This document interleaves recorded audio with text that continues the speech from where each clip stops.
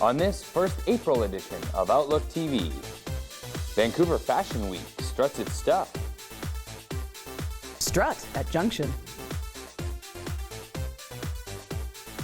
Bill Reed Gallery and a new exhibition. And much, much more.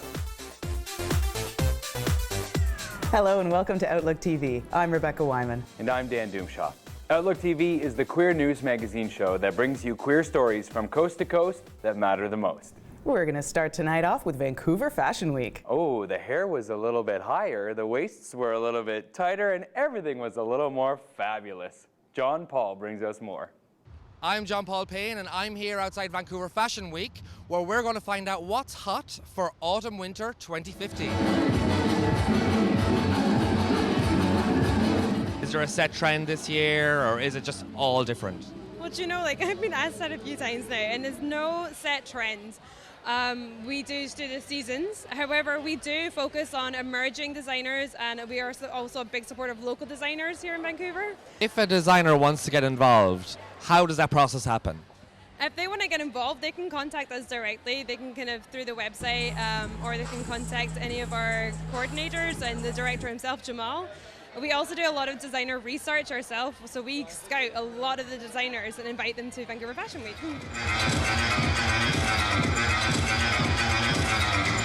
So we've had a little bit of protest outside today. How does that make you feel? I'm so sorry for them, but people think it different, thinking, different feeling, and different mind. Why choose fur? Basically, I like the fur. I'm from Korea. Korean people like the fur collection because my country is a bit of a cold.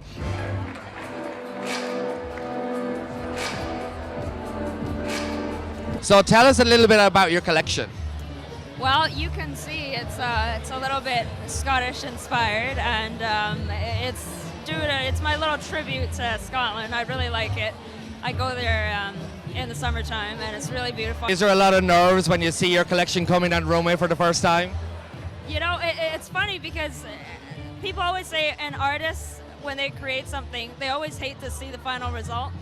And then when they look at it and they look at it more, they start to like it.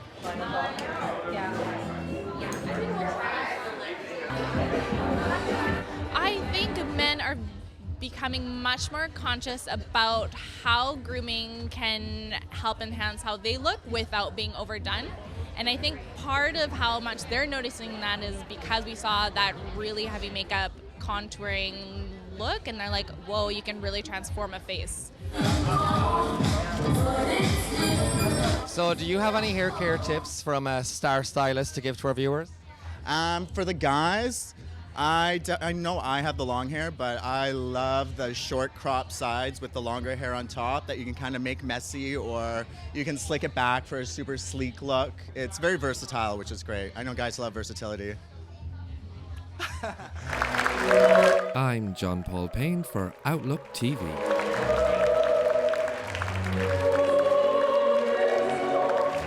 And next up, we're going to take you to Toronto, where Laverne Cox was at Ryerson. Our reporter Kristen was there and caught it all. We're at Toronto's Elgin Theatre for Laverne Cox's speaking tour, Ain't I a Woman?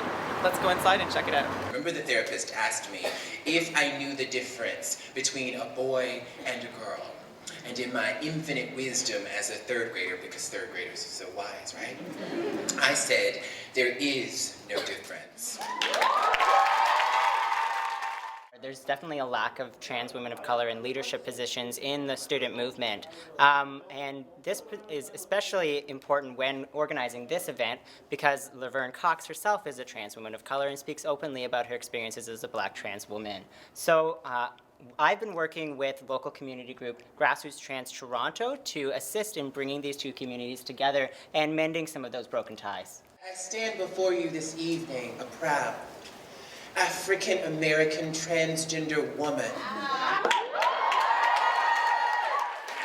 From a working class background, raised by a single mother. I stand before you an artist and an actress, a sister and a daughter, and I believe it's important to name the various intersecting components of my multiple identities, because I'm not just one thing, and neither are you. I believe it's important to claim the various intersecting components of my multiple identities with pride. It's very difficult to get institutions, organizations, and academic student unions to be more inclusive, to get trans women of color as actually part of organizing inside leadership roles for a lot of the events that are going on. And since a lot of these events are basically the main events for the trans community in Toronto, it means that a lot of trans women of color, trans women who are homeless are left out of any organizing in Toronto. So, and Levern responded as expected to hold these organizations accountable and keep pushing for change and do so lovingly. For Outlook TV, I'm Kristen Malloy. We're going to have to take just a little break now. But stick around because we've got lots more queer right here.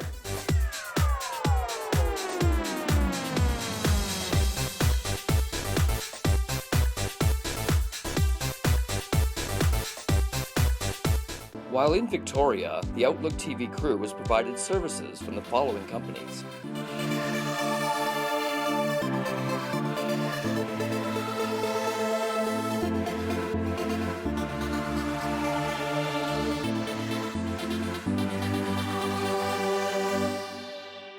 HeliJet flies between Victoria and Vancouver day and night, rain or shine. Now offering free parking and shuttle service for passengers at all terminals. For flight schedules and bookings, call 1-800-665-4354 or visit helijet.com.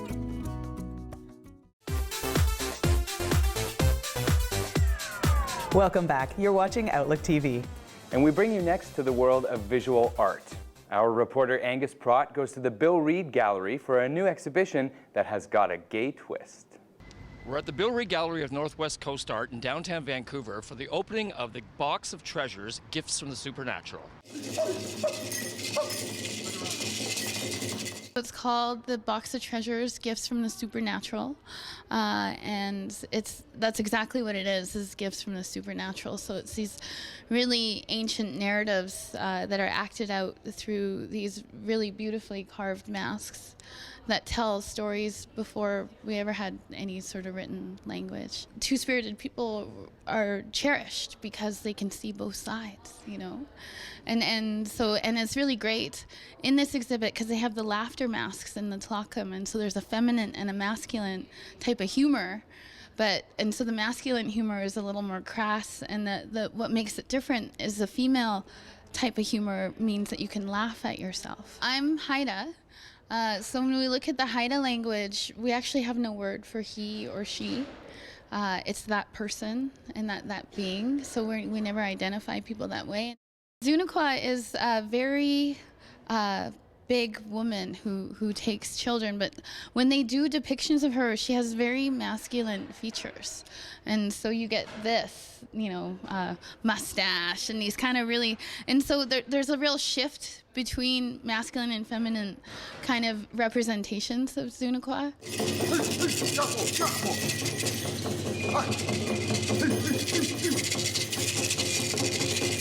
This particular set of masks here that's on the wall now is a very special set of masks to the Kwakwaka'wakw. There are only 4 sets of them. They're only used 4 times, then they're burned, they're recycled to the ancestors in the spirit world. And recently, a couple of years ago, we had burnt the last set that we had used. This new set was recreated. The great thing is we start over again, and the young artists who come in and participate as we recreate them, it's always reasserted and reinforced the deeper meaning of them. So it actually gives them life There's a box that we passed on the entrance here that's been in the family for hundreds of years. Most of these treasure boxes have ended up in private collections and museums throughout the world. They're just iconical pieces that contain privileges, the rights, the names, and territorial claims, etc. Our whole family history is inside the box.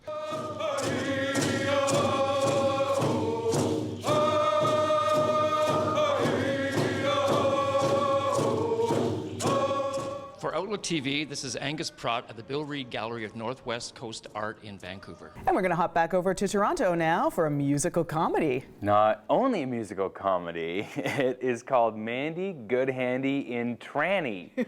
So it is an LGBTQ musical comedy. Check this out. We're at Toronto's Buddies in Bad Times Theatre to see Mandy Good Handy in Tranny, a musical comedy. We caught up with Mandy backstage to talk to her about her performance. It's a play on Annie, the musical, which I thought was going to be obvious to people. And so it's marketing, it's attracting something.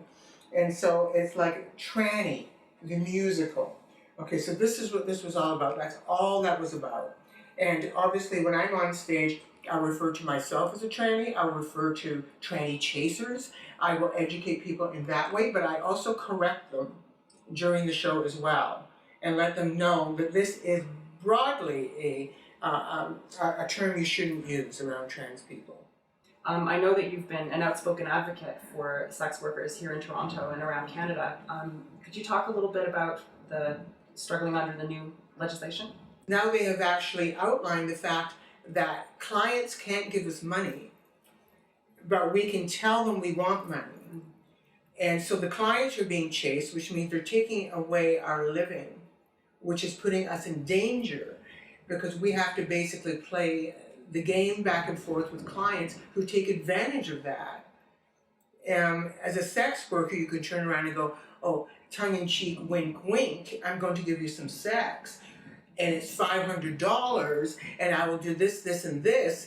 But on his end, he can turn around and go, after it's over, and turn around and say, well, I would give you the money you're asking for, but I'm not allowed to do that, or I could get arrested.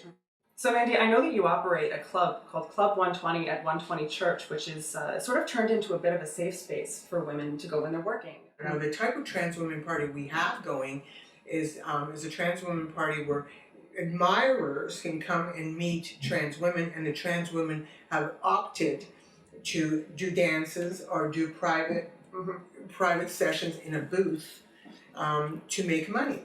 And so, but unfortunately, believe it or not, that's not what we were aiming for originally. We were aiming to have a really good club fun night for all trans women and trans men to feel that they could be comfortable in a space.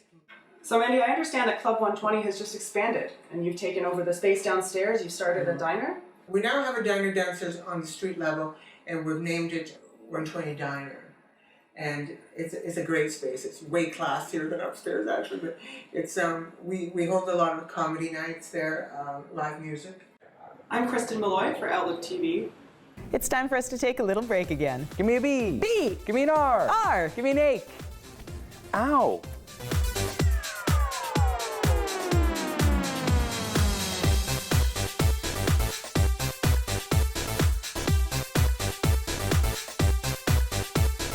While in Victoria, the Outlook TV crew was provided services from the following companies.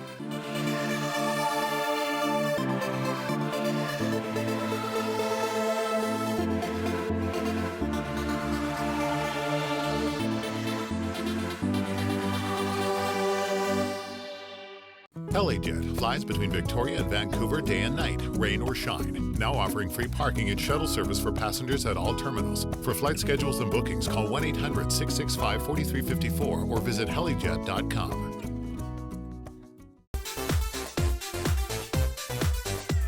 Welcome back. You're watching Outlook TV, and we're going to take you now over to Victoria.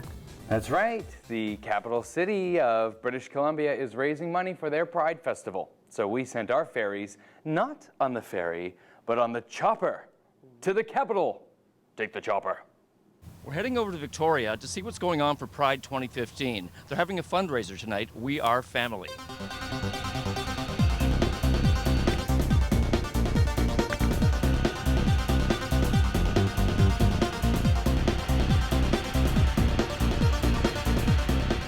In honor of Victoria Pride, the provincial legislature raises the rainbow flag every year.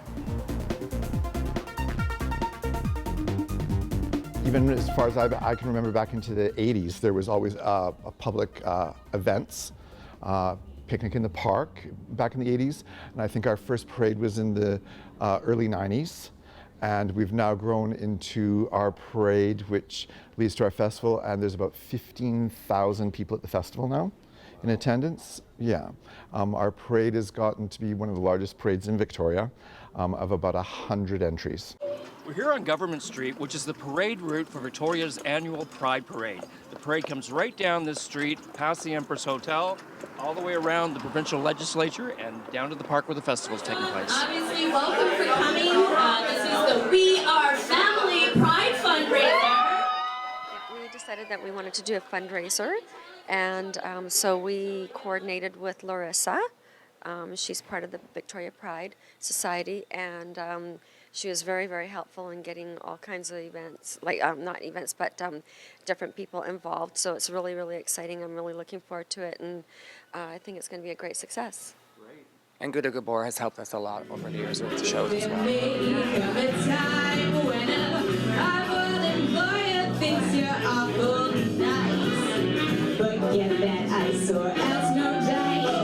does Miss Paparazzi do? Basically promotes the club and gets to do performances and meets all sorts of fun and amazing people. Got to perform with so many people on the island and meet local artists, so yeah. Well, we have many different shows. We have drag shows, we have burlesque shows, we've had our own dance shows with Passion and Performance. We've had, yes, fetish shows. We just had one recently, and it was a big, big success. We're having another one at the end of May, so it's really exciting. People, you know, like we welcome all walks of life, so we attract many, many different types of people, and they just love our club.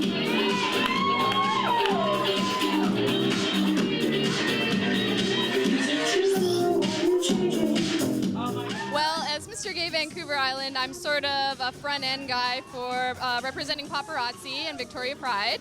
I do a lot of performance art, so I do a mix of drag and gender bending, burlesque, a little bit of belly dance, fusion, just kind of everything visual arts related.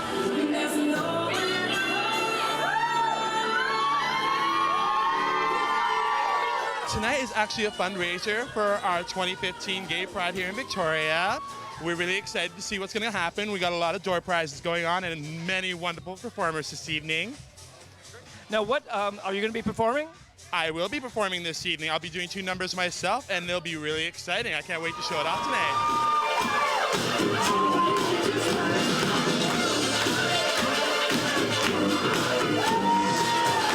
For the last 10 years, we've struggled with the idea of theme. And so we use a theme on a 3-year basis. Oh, okay. And again, this year, so our theme this year for the 3rd year will be We Are Family. That's when our Pride Week starts with Drag Ball, where us drag kings and drag queens get together and try a game of baseball. You can imagine the shenanigans that ensue.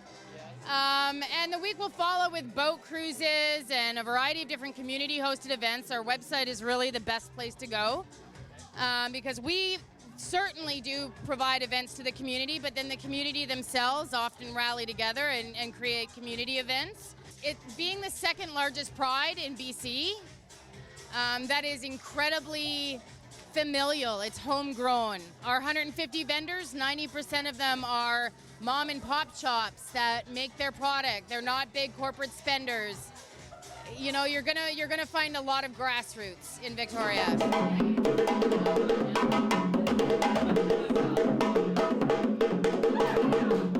And we're back to Vancouver now, where Skylar takes us to the Junction. That's right. One of the hottest clubs in Vancouver hosted one of the hottest nights. It's a fundraiser hosted by Simone called Strut. We are raising money for the Foundation of Hope at the first ever Strut launch party. All for a great cause. great company, and there are some amazing shoes here. We're going to take that step and help those refugees who are coming into Canada. Let's check out the action. That's right. Our vision as a board is that the minute somebody, an LGBT, gets off a plane or a train or whatever, they are going to have supports and services that are wrapped around them to make sure that the foundation's money get to where it's needed, where the most marginalized people can access it without fear of oppression or discrimination. Everybody wins.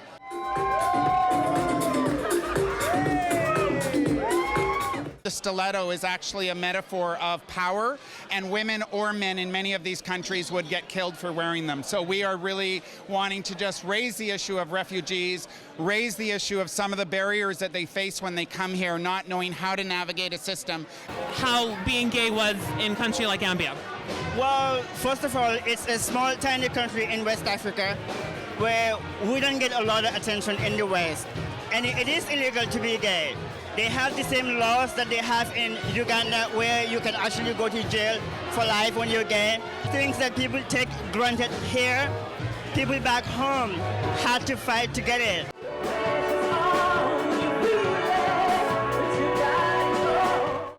My name is Tenaz, Iranian Persian. I love you, Canada, Vancouver. To the point where my life was threatened and I needed to leave and I can't come here. I'm still very grateful still to be here and to feel like home. It's tough to be in North America as an LGBT person, but can you imagine living somewhere where it's against the law to be gay and have to worry about your life on a regular basis? I'm sorry, I just couldn't cope, which is why we do these events for people that can't. The necklaces are, again, by Carolyn Bruce.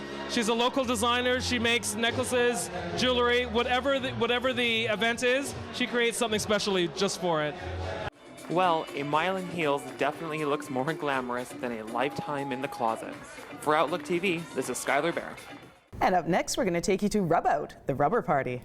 You wouldn't imagine that our cameras could get into this gear, fetish, and rubber party, but we did.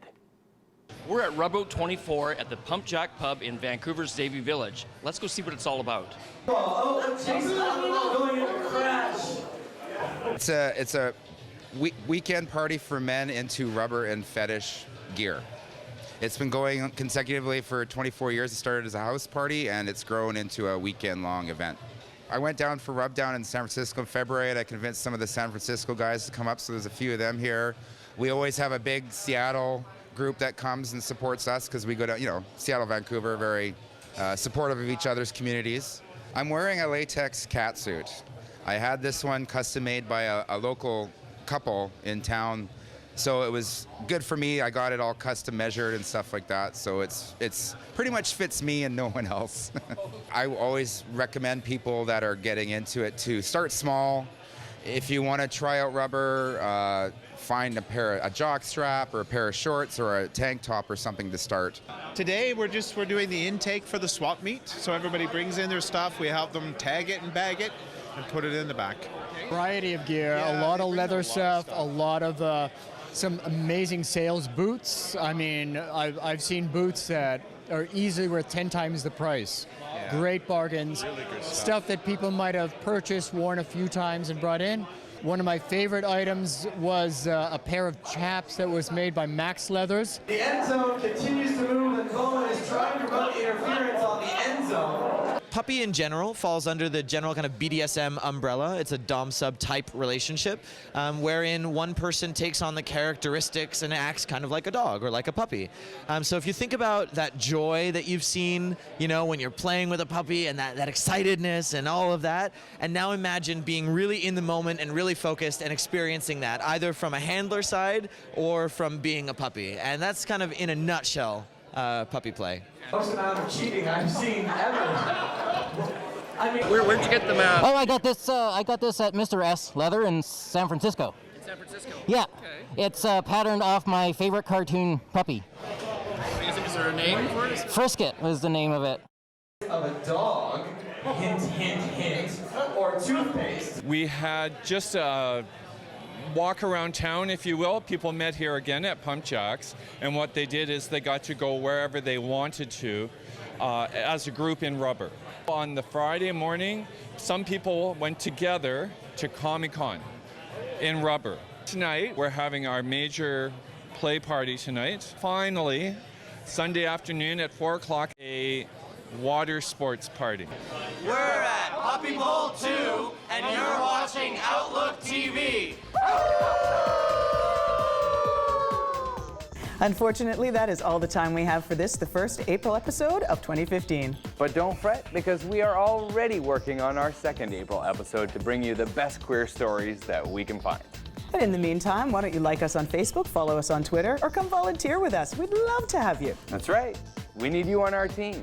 For Outlook TV, I'm Dan Doomshot. And I'm Rebecca Wyman. Stay fabulous, Canada.